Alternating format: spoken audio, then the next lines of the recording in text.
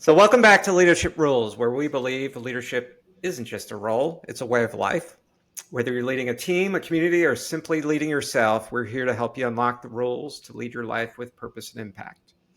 I'm Nick Caniglio, joined by my co host, Marnie Stockman. Together, we co authored Lead It Like Lasso and The Business of You, and we're thrilled today to have Rocky Sams on the show.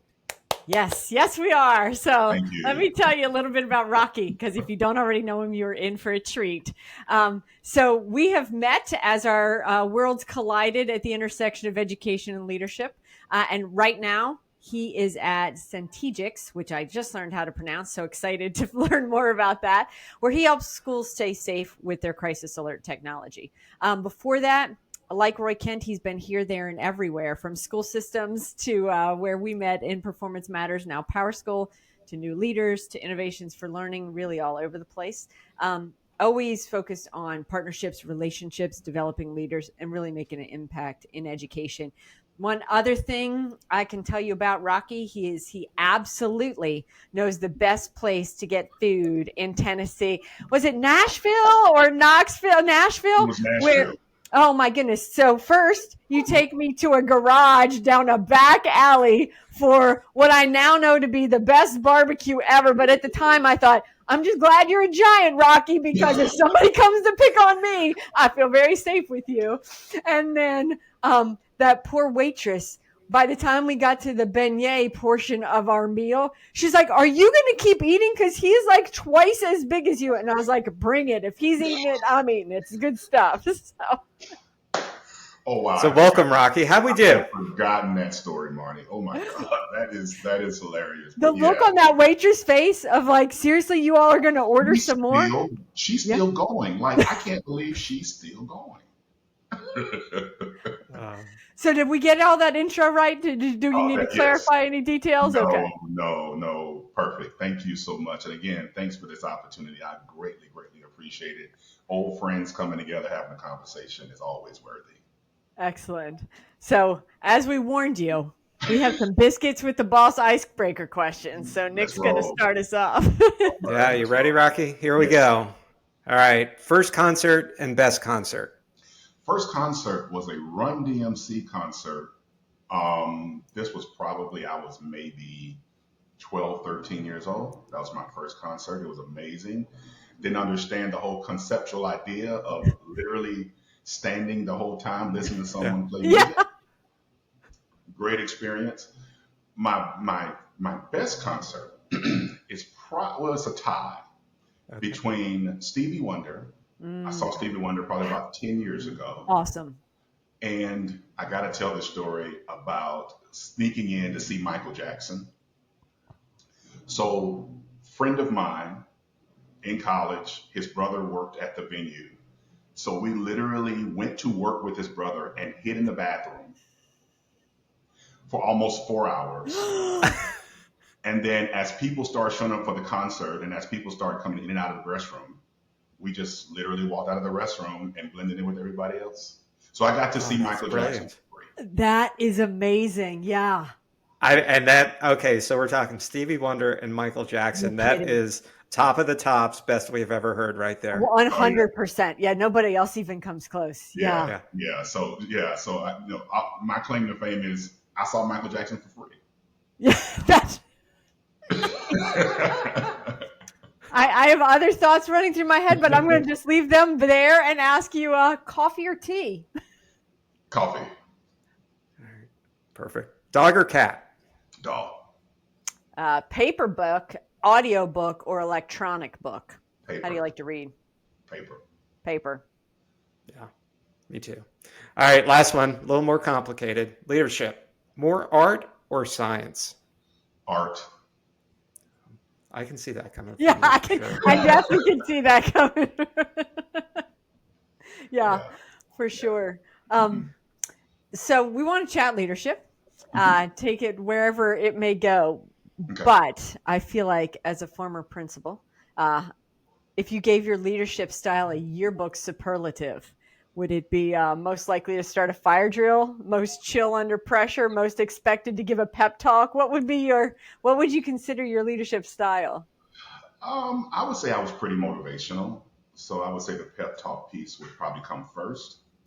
Um, Definitely pride myself in being kind of cool, calm under pressure. When you're a high school principal, obviously there's a lot of things coming at you.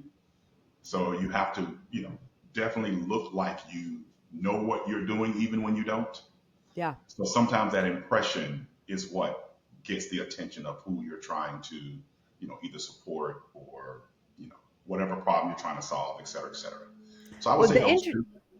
and the interesting thing about that, and I think it's important to point out, is I always remember you and think of you as big energy, Hmm. yet at the same time, not drama inducing, not right. So not loud, barky, just big energy. And I think I just read The Dichotomy of Leadership by Jocko Willink, and it Hmm. talks about how you always have to have a balance. And Hmm. I think that you can be big energy. I mean, you prove it, and not obnoxious at the Yes. same time. And many people don't get that right. Many people think No. big energy comes with command and control. Right. And I think, it's sometimes it's in the moment, right? There are moments where big energy is what's needed. There are Yeah. moments when calm, cool, and collected is what's needed. You just have to have both in your book bag, right? Yeah. And so, always know what is needed, what situation requires which part of you, right? And be able to deliver it when necessary. Now, I'm going to add on to that. Have you always found that to be true? Or did you start out like Rocky in high school? Were you both of those things, or were you just big energy bringing it all the time? I would think if people who've known me all my life, my family, friends who've known me forever, they would probably say I've been that way. I've definitely over the years, sort of fine tuned both of those over time, and got a little bit more, understanding of what those things actually meant in the context of the work. But as far as my personality, yeah, I think it's always been me. That's excellent. I And believe you'll credit your mother because I know you have said Oh, many amazing things about her. 100%. My mother, anybody who knows me Yeah. my mother was the person that literally made me who I ultimately became. She was very soft spoken, not very verbal, but she was very commanding and had a significant amount of expectation that she would not compromise.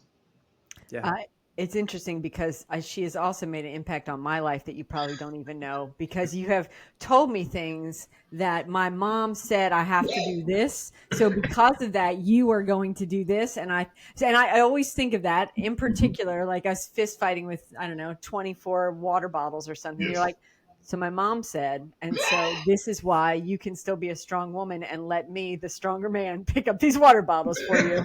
Thank you very much. And I was like, yes, yes, ma'am, through yes, sir. But there that's are things that, yeah, there are things that were just instilled in me that are just muscle memory now. It's not even something you have to think about. that's yeah. I love that, and I think I'm going to switch gears for just a Mhm. second. Marnie and I, we often talk about the whole notion of working with high school students about Mhm. being college and Mhm. career ready, but we Mhm. wanted to flip that a little bit. Mhm. When you think about adults, Yep. what is your advice in terms of what do you think adults should be ready for in terms of their professional and career path and development? Mhm. Well, one of the things I've said to young professionals as I have kind of morphed now into this mentorship type entity, right? Don't understand how I got there, but I just arrived.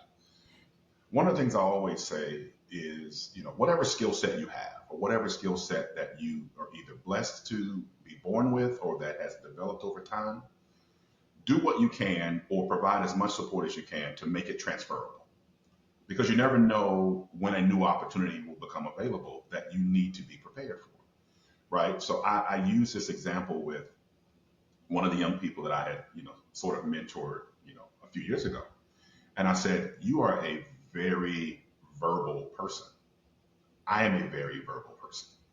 So, what skills can you leverage because of your loquaciousness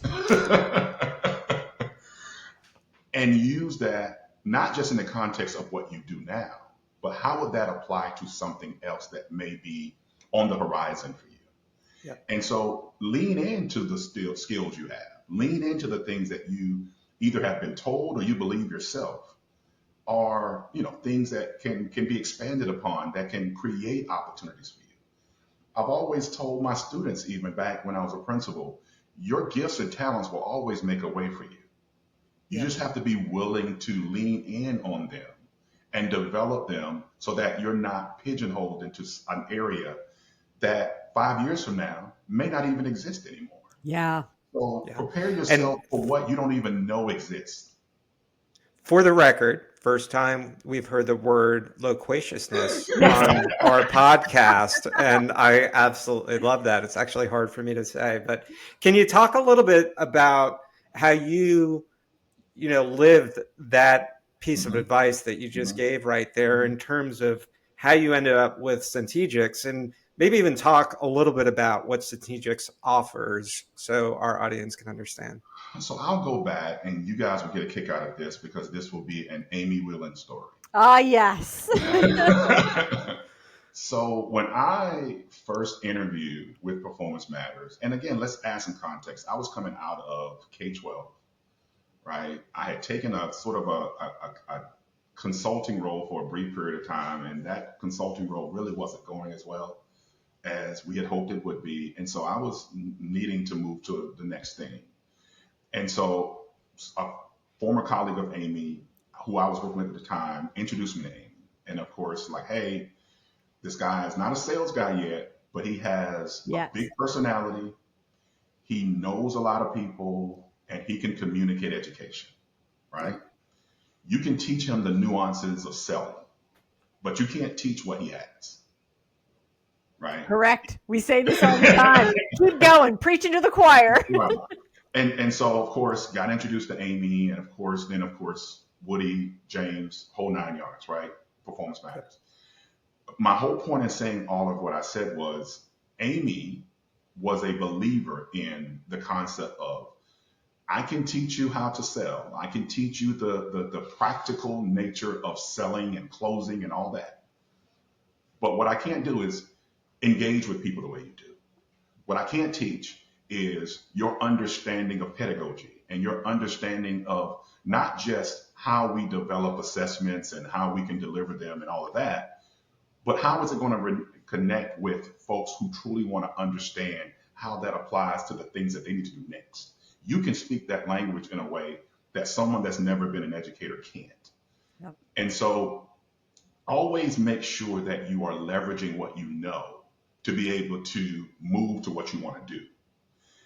That has been something that I've done in every phase, right? So when I went from sales, right, to then leading a sales group, same concept, right? I'd been a leader, I'd been a principal. Obviously, working in this context is different. The expectations are different. The outcomes are different. So how do you lean in on those experiences to make sure that people understand that, you're still coming from the same premise? I used to always say when I was a principal, there's three words I follow: firm, fair, consistent. Yes. And still to this day, firm, fair, consistent. As a parent, firm, fair, consistent, right? So all these things are transferable. So if you really believe in the approach that you take and what you believe your value is, try to make sure that you are leveraging that same value across all these different opportunities. And that's all I've ever tried to do in every period of my life and every role that I've had in my professional career. Love that. I mean, it talks to Marnie and I talk about being authentic to who you are in everything that you do. And we also Mhm. talk about how you do anything is how you do everything. And I Yep. think you probably just described that in execution in real life better than we've been trying to describe that for the past 2 years. So very well done, Rocky. We Well, I appreciate appreciate that. it. I appreciate it. So we were mentioning in the green room before the call that we have just written a book, The Business of You. And part of this is that You are the CEO of your own life, whether you realize it or not. And many people make the mistake of thinking that means they just get to be the boss and tell other people what to do. But that No. is just not how your world ends up, especially for younger folks. You're also your chief marketing officer. Mhm. You're in charge of human resources and Mhm. sales and everything else, including being your chief financial officer. But we talk about finance in terms of how you're investing your time Mhm. and your energy. Mhm. So, what part of your development do you treat like a budget line item that you actively invest in yourself, even if nobody else is seeing it? So that is a great question. And one of the things that I think we miss is, especially as we get into our professional life, right? We oftentimes think about our life not just in the buckets that they actually sit in, but we think it's all big one bucket and we can just throw everything in it. And then what you pull out of it is the thing that you do at that moment. Yeah. So I have always been a person that lived by a schedule. Since I was a kid, I lived by a schedule. Now, if it's not on my calendar, it doesn't happen. So I have to be very intentional about making time to do the things that are important because you can easily miss those things. So one of the things, my wife and I, we literally travel somewhere once a month, Wow. even if it's just a long weekend. We may leave on Thursday, come back on Sunday, leave on Friday, come back on Monday, but we're going somewhere, right? A couple of weeks ago, we went to Ocho Rios, Jamaica, right? Next month, I have the pleasure of being able to go on a cruise because it's my birthday month, right? So, Nice. but every month we go somewhere, and it is scheduled, right? Yep. Because my life is chaotic from a standpoint of not Yeah. just travel, but also just the day-to-day work that I have to do. Yeah. And so we have to make sure that we stay connected and make sure that we do the things that we both enjoy, but at the same time, making sure that I have that decompression time, Yep. right? I try my best not to take my laptop with me. I try my best not to take phone calls. I try my best. Now, of course, the nature of the work, you can't Yeah. Something always, comes up. but you minimize those things so that you can maximize the time that you need and that you want for what's important to you outside of that world. So that is something that we developed that we will continue to do. It has given me, I'm more energetic when I actually come back to work, believe it or not, right? But she and I have our time that we have devoted just to us among all these other chaotic moments that I have in my professional life. On the bingo card of things I didn't expect on this call, it was getting in trouble because that is a fantastic idea. So when my wife listens to this, I'm like, oh, maybe in a little Well, I trouble. mean, Uh, to be fair, living in Atlanta helps getting to the Caribbean, right? Like I uh, can get direct flights, so I'm not on the plane all day. So yeah, there's a lot of advantages, right? So please don't think you're getting in trouble too much, Nick. Um, it just works out for us. love it, love it. Um, so education, right? Mhm, mhm, You've spent a lot of time in education, continue to spend a lot of time in education. It's mhm, all over the news, lots of changes obviously going on everywhere. mhm. Um, on the positive side of things, is there something in education that gives you real hope right now? Is there something that you can identify that you think about that you're seeing is like, yeah, we're getting Yeah, it right? I really think we are on the cusp, and I hope I'm right. I pray I'm right. That we are as close as we have ever been to truly personalizing learning for Mm, kids. yep. We are as close as we've ever been. When you look at and all the things that was horrific about the pandemic, what it did show is that if people are willing to, we can be very flexible when Yep. it comes to how education is delivered to students. With the emergence of artificial intelligence, when you layer that into some of the infrastructure that was put in place during COVID and that schools still have access to, and the conditioning that people have that learning is not something that's being done to kids, but something that is being done for kids, um, we are now closer to having the dynamics in place so that kids can actually start where they can start and move in a trajectory, whatever is commensurate for them. Yeah. If you'd have told me that 5 years ago, pre-pandemic, I would have Yeah. said we were 25 years away Yep. from that being a reality. It's a forcing function, though. We are probably closer today than we've ever been. And I just hope that policymakers, those who have the ability to loosen the screws a little bit more, right, will truly start embracing that concept.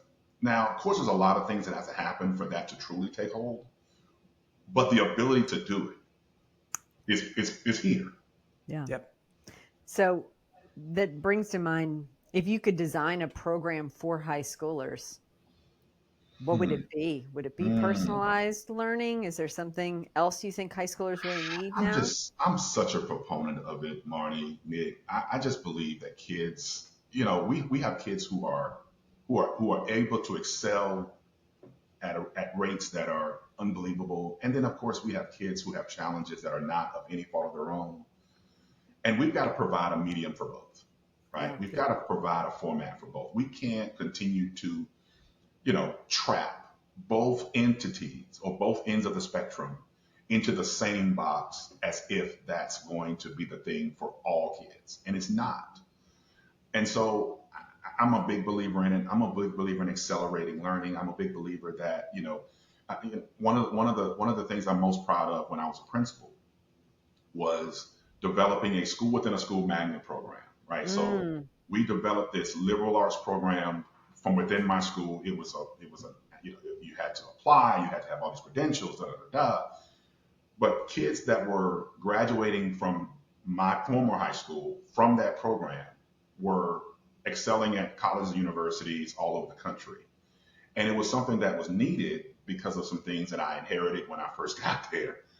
But what I'm saying is it really took what those kids had access to and just accelerated it in ways that we would have not been able to do without that program.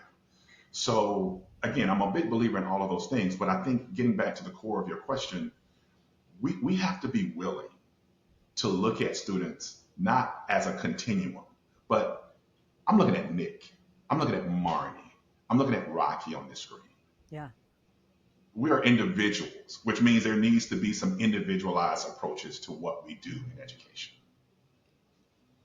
So true. I think we completely agree with that. So a lot of our audience are parents, and safety and security in schools and education anywhere really is very important to Mm-hmm. them and something that they're thinking about often. Yeah. So tell us just a little bit about Centegix Mm-hmm. and the security and helping students and schools stay safe. I'd love to learn more. Can you just Okay. share with our audience a little bit about it?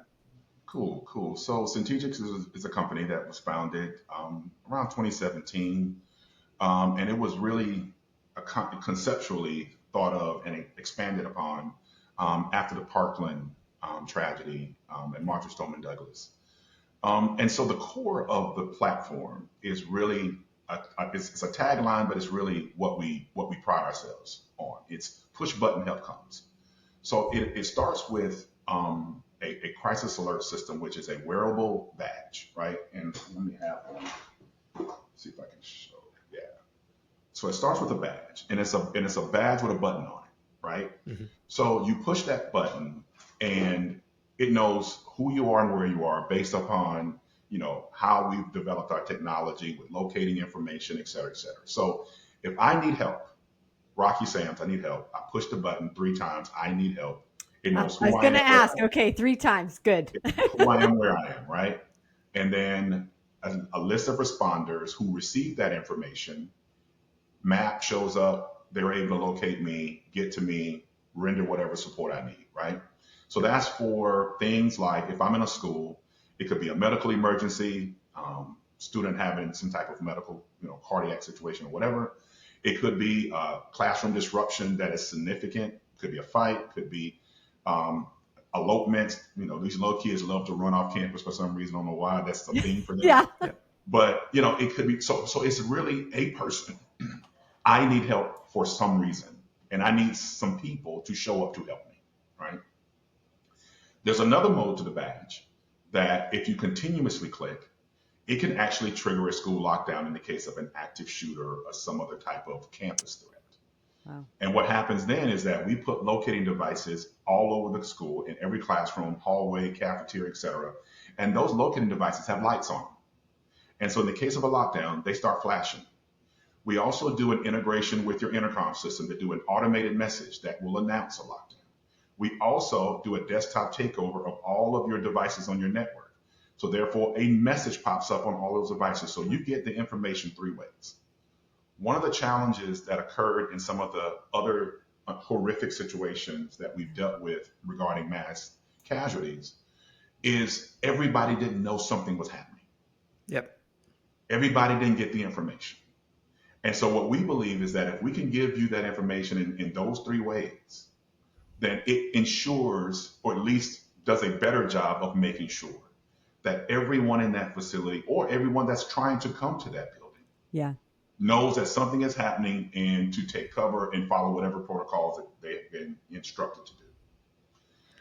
We also make a direct connection to local law enforcement. So as a lockdown is initiated, that message immediately goes to a command center or dispatch or even directly to a patrol officer's cruiser.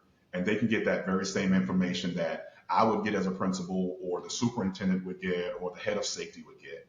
And then they would be able to know exactly where to go, which is, again, another challenge that many of these other incidents has had. Law enforcement shows up and they don't know where the threat is, right? Yep. So being able to know almost in seconds where I need to be in order to, deal with that situation, whether it's a campus type emergency, which is the large scale things, or if it's a localized emergency, I got to get to a fight, right? Yeah. That kind of information is happening fast. So time is really the thing that we're trying to impact. We're trying to lessen the time it takes to get to a situation to have the best possible outcome. That is like the favorite button that nobody wants to have to push, but the security of having it, really nice. It's, I hate to make this analogy, but it's a good one. I mean, it's kind of like you hope you never have to utilize your homeowner's insurance. Yeah, correct. Yep. Yeah. You hope you never have to. Yeah. But I'd rather have it than not. Yeah. Really important. Thanks for sharing that, Rocky. We appreciate that. So we like to end each of these sessions with a simple question, which is, what's one personal leadership rule that you live by, and how did you learn it? And it may be something you've already covered, but the name of this podcast is Leadership Rules. So we end with this question every time. Yeah. I've always followed this motto. A lot of people have definitions of success. I don't, and I leave that to the individual. So however you define success, I've always believed success is where preparation meets opportunity. Mm. And in every aspect of my life, whether I go back to, being, a student in school, elementary, high school, college, career, both on the K-12 practitioner side and now on this corporate side, everything still is measured by that same premise. Success is where preparation meets opportunity. And we, in working with young people now, it is really important that we help them understand the art of preparation. Yeah. Having an opportunity means nothing if you're not prepared. And that goes back to what you said about skill development, right? You won't even recognize that it is an opportunity for you if you're not prepared. I would have never guessed when I was a fifth grade teacher that 30 years later, I would be a corporate executive. Yeah. In a field that didn't even exist at the time, right? We were talking in a company about that did not before. exist, with a product that wasn't developed, right? Yeah. So if you'd have told me 30 years ago as a fifth grade teacher that I would be a corporate executive, I told you were crazy. And I would have never thought that would even be something I could do because I didn't know what was needed in order to become that thing. But because I always try to make myself stretch, which means preparation was always something I was always adding to what it is that I felt like I could do. when the opportunity was available, when the opportunity to join Performance Matters happened, when the opportunity to join Centegix happened, I was prepared. Even when I didn't know it, I was.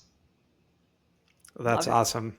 I mean, Rocky, as we said in the green room before the show, you are a big deal, and we cannot thank you enough for joining us today. Just real quick, if somebody wanted to connect with you, where could they find you? I'm on LinkedIn. I'm an avid LinkedIn user. So Roderick Sams is my given name. That's the name my mother would always call me. Dr. So, Roderick Sams is what your profile says. We'll make sure yes. it's in the So you can notes. find me on LinkedIn. Obviously, email rsams@centegix.com, CENTEGIX.com. Those are two real forms that you can find me. Look forward to connecting with folks. I'm always looking to expand my network. I'm always looking to learn from other people. So please reach out if you feel compelled. Awesome. Thank you. Thanks so much for joining us, Rocky. We appreciate it. Thank you all for having me, and it's great to see you guys. Yeah, Man, it's you been too too. long. We can't stay away from each other this long again. Agreed.